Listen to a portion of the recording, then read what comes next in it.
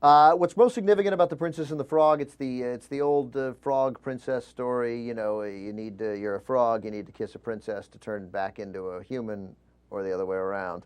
But what's significant here is the first time in Disney's history that the princess has been black. And it's that story, and it's sweet, set in New Orleans with some nice music, some Randy Newman music.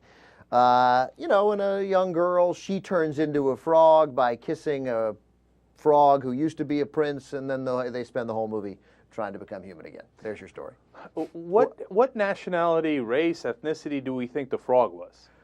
He's a nationality that makes it acceptable for him to be with a white girl or a black girl. That's right. Yeah. That's what was so amusing about it. They never really clarified Prince Naveen. Yeah, Prince Naveen. Is he Indian? No, is he Middle Eastern? They made up the country. They were like Prince Naveen. You remember where he was from, Matt, by any chance? Yeah. Something that they made it up, but it was vaguely like Middle Eastern. Moldova, it sounded like something like that. Kyrgyzstan, right? Yeah, they don't. It doesn't say here. Slovenia. But anyway, he played Prince Naveen, and it was clear that he was from somewhere in Arabia. Something like that. Yeah. All right. Again, I've decided that I'm going to go first. Matt, what do you think? I thought it was just okay. You know, these things are always kind of good, and so it was kind of good, but it was long in the middle, way too many songs. I was like, la la la, I got the gator singing again. Come on, let's move it along, right? You know, I don't know if the kids are supposed to like it, or if we're supposed to like it, or it's supposed to be a combination thereof. But, you know, I liked it fine, but I definitely didn't love it. I just thought it was okay for this kind of movie. I think it's mainly for kids, don't you, Matt? I do think it's mainly for... I think it's mainly for kids. It's a Disney G-rated movie about a princess. It's No. definitely for kids. Of course. But you know how they make these movies with jokes that adults get so that it appeals to both? Yeah, but that's true. But this is still a Disney G-rated movie. It's still mainly for kids. I feel like this was a bit of a missed opportunity for Disney. You know, this is the first movie that they've made in, 7 or 8 years that's in traditional 2D animation. Right, it was old school, hand-drawn 2D animation. Right, and you know, I feel like it's okay. It's not one of their best. You know, I certainly don't feel that it's the revelation of Little Mermaid or Beauty and the Beast or even Aladdin, those movies that we got in the late 80s and early 90s, that suddenly it was like the second golden age of Disney animation where they were cranking out some really, really wonderful movies. This one, you know, part of it is I don't feel that there were so much it was too many songs. I feel like the songs weren't up to snuff. Mm-hmm. You know, the songs that we've had, you know, again, the Menken songs that we had in some of those previous movies, or the stuff that the Sherman Brothers were writing back in the day. Those are amazing classic songs. I don't feel like I didn't come out of this movie a little bit humming the Almost There tone, but yeah, that's look, about it. I think we've passed the point where the songs from a film are ever necessarily going to become the standards, like when you talk about the Sherman Brothers. Maybe not the Sherman Brothers, but you know, Randy Newman's got good songs that we saw in the Toy Story movies. I mean, it is possible to do a good song in an animation. In an animated film, I just don't feel that what did you compare it to? Aladdin?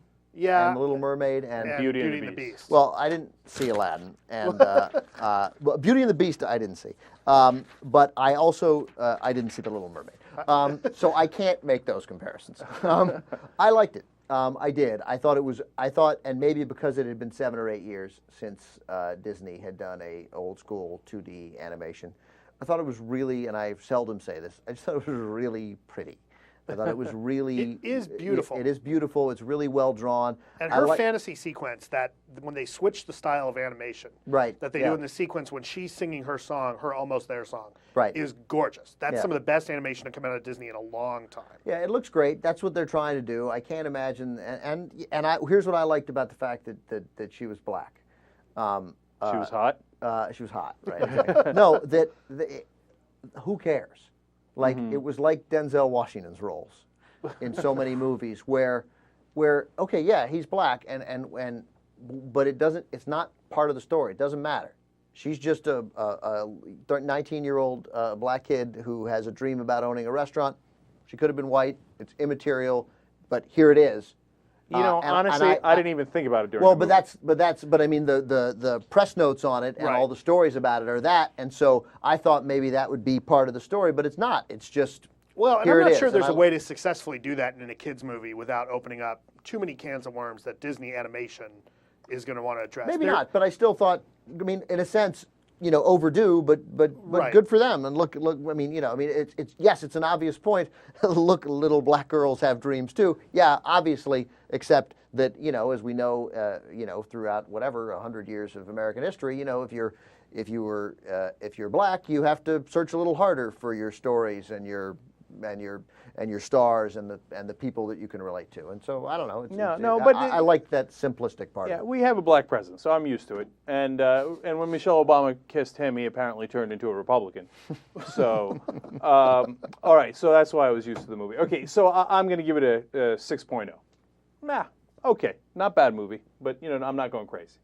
I'm giving it a B, which is I don't know, 6.5, 7, something like that. Around there, I'll call it a 6.5.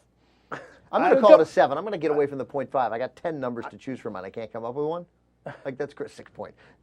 I'm going to give it a 7. It's a B. You know what? As much as it may sound like I'm down on the movie, it's just because I am an animation buff and I've watched all the Disney films, and so whereas I consider something like Little Mermaid a 9 or 10 and Beauty and the Beast a 9 or 10, this one to me still is way up in the pantheon of the 40-something movies that they've done. It's not quite at the top, but I'm going to give it a 7. 49th animated feature. Right. See, I'm not an animation buff, but I saw all those movies, and they're so much better than this. That's the problem, right? And this isn't a bad movie. It's just nowhere near the other ones, I thought. I mean, Little Mermaid is what I thought coming out. God, that was so much better. This one has Oprah's voice. Oh, it does? Yeah, she's the mother. Oh, see, again, that was just perfectly normal to me. Okay, so what's our calculation there? This should be an easy one. Yeah, it fell off to a 6.67. 6.67. What did you give it, Matt? 7. Okay. So you both give it a 7. I give it a 6. I thought it was a little schwang, wang, wang. All right, there you go. Matt and Ben, thanks for coming in. We'll be right back.